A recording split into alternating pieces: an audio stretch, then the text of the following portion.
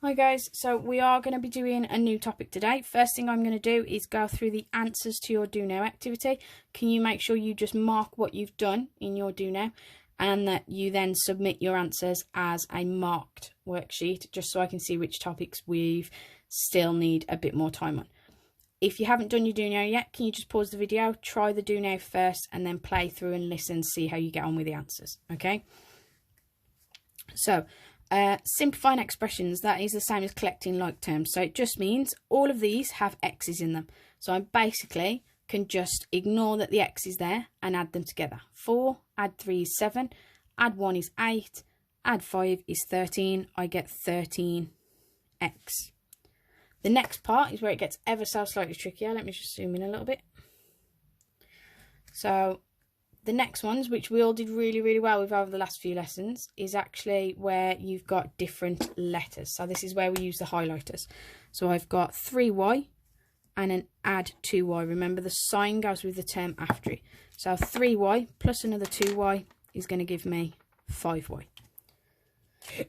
What we're then going to do is we're going to do another highlighter and we're going to do the x term. So I've got plus 7x and plus 5x. So that means I start at 7 and I add on another 5, I get to 12. Now, because that's a positive 12, I put plus 12x. Okay. Now, one underneath, similar idea. We've got 3a and I've got add 4a.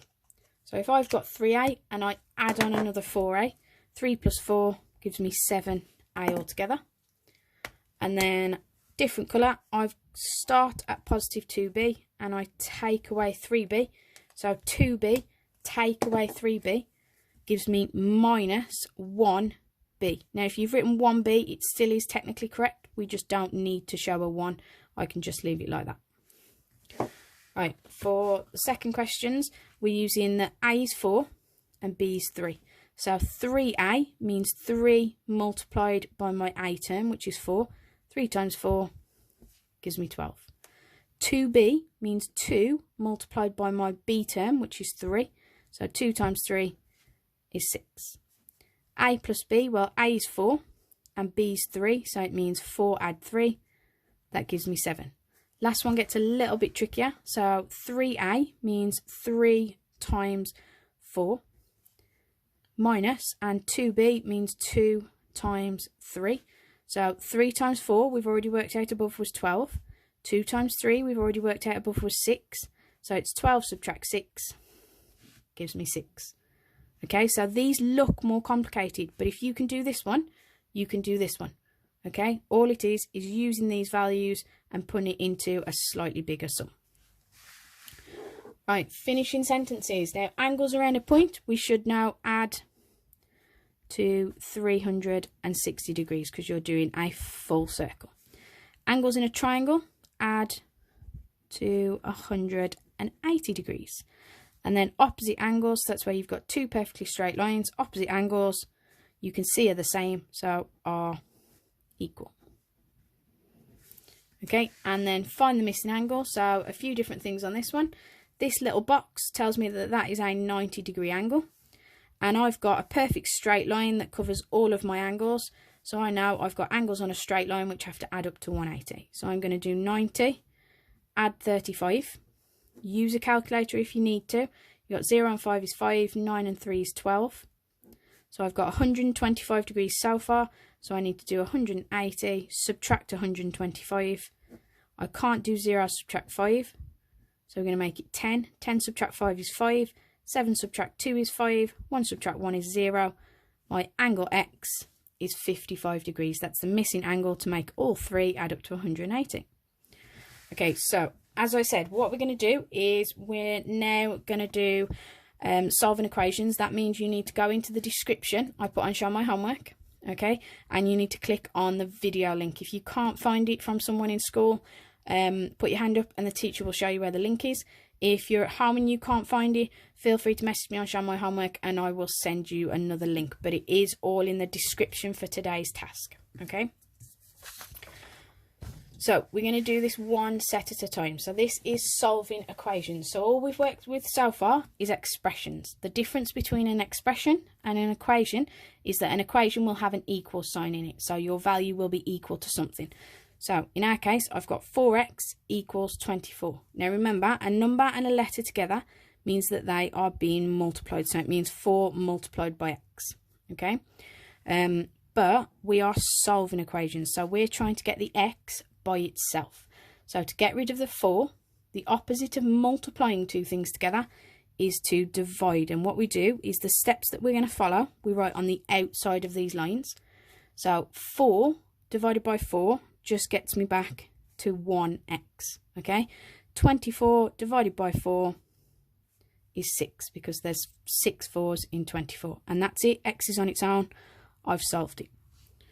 So we're going to do 4 examples like that. On this one, I've got 8 times x. So the opposite of timesing by 8 is to divide by 8. So if I divide this side by 8, I get x. 56 divided by 8 is how many 8s are in 56? That is 7. And remember, if you need one, just type in times table grid online and you should be able to get up a times table grid on the computer to help. Okay, on the next one, you've got a 5 in front of your x. So we're going to divide by 5. So if I divide this side by 5, it will always get me back to x. Notice every time it got me back to x. Okay, this side, 35 divided by 5. Well, how many 5s go into 35 is 7. Okay, and the last example on this one is 7x equals 28. So to get rid of the 7, we divide by 7. So I get x equals, and 7's into 28, go 4 times. And that's it, x equals 4. So you've now got, let's just zoom out a bit again. You've now got 8 questions to have a go at that are following a very similar idea to what I've written at the top there. Okay, if you're really getting stuck and you don't know what to do, those in school, just put your hand up. One of the teachers will explain. Those at home, if you're getting stuck, there is a Teams meeting. Okay, any one of you in school or out of school can join the Teams meeting and I will help as best I can on there with a few more examples. Okay, once you've done set A, we're going to do set B. Now set B is this time you've got something plus 9 equals 15. So the opposite of adding 9 to something is to subtract. So we're going to subtract 9 from both sides. Now if I do 9 take away 9, I get back to 0. So that's just going to disappear and leave the x by itself. And that will happen every time. Okay, 15 subtract 9 is going to give me 6. And you can always check 6 add 9 equals 15. I know I got my answer right. So on this one, we're trying to get rid of an add 8. The opposite of adding 8 is to subtract 8. So I get x equals, and 24 take away 8 is 16. And again, if you need a number line, draw yourself a number line or use the one off the worksheet I gave you last lesson. Okay, on this one, you've got an add 11. So the opposite of add 11 is to subtract 11. That gives me x equals, and 32 take away 11 leaves me with 21. Last one, we are subtracting 19 this time, because to get rid of add 19, you subtract 19. So if you do 54 subtract 19, you're going to end up with 35. So x equals 35. Right, so you've now got 8 underneath to have a go at. Feel free, if you haven't got the sheet or you can't print it, just pause the video at this point and answer the questions. And then we'll move on to task C. So task C is that you've got a subtract. Now the questions we just had were questions with add, and to get rid of the add something, we subtracted. So this time, if I've got a subtract, the opposite is to add. So in this case, to get rid of a subtract 6, we're going to add 6 to both sides. Now if I add 6 to this side of the equal sign, I've just got the x left, because minus 6 and add 6 are just going to cancel each other out. And 20 add 6 is 26. I've now got something take away 4 equals 32. So to work out what that is, to get rid of the minus 4, we add 4. So I get x equals, and 32 add 4 is 36. Last two questions on this side. To get rid of a minus 11, we are going to add 11. So I get x equals, and 19 add 11 is going to give me 30. Last one, we've got something, take away 17 equals 54. So to get rid of the minus 17, we're going to add 17. I get x equals 71. Okay, and that's all we've done. Every single time to get rid of a minus, you add. So for each of these, to get rid of your minus number, you're just going to add it on. Okay, and then the last set looks a little bit more challenging, but I promise you, you can do this. So remember we said in algebra, when you've got one term above another, it means divide. So this means something divided by 5 equals 4. Now you can think of it as what number when I divide it by 5 gives me 4. Or you can think, well, the opposite of dividing something is to multiply. So we're going to multiply both sides by 5. Now, if I multiply the fraction by 5, it just gets rid of the bottom of the fraction and leaves the x by itself. And then this one, 4 times 5 is 20. Okay, this time on the bottom of my fraction is a 7. So we're going to multiply by 7. That gets rid of the bottom of the fraction. X is now on its own. And on this side, 5 times 7 is 35.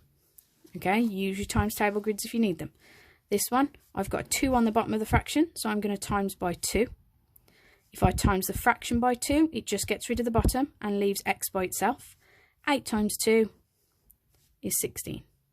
And the last one, you've got a 9 on the bottom of the fraction, so to get rid of the divide by 9, we multiply by 9. That's going to cancel out the bottom and leave x by itself, and 6 times 9 is 54. Okay, and you've now got 8 similar questions to have a go at. Once you've finished, you can either submit on Show My Homework, or I've put my email on the description so that you can email it me instead. And then you've got a Sparks task to have a go at, and again, the code's on the description and on the bottom of your worksheet. Okay, any problems, guys, remember drop-in session is there if you really need help. Okay, but let me know if there's any trouble.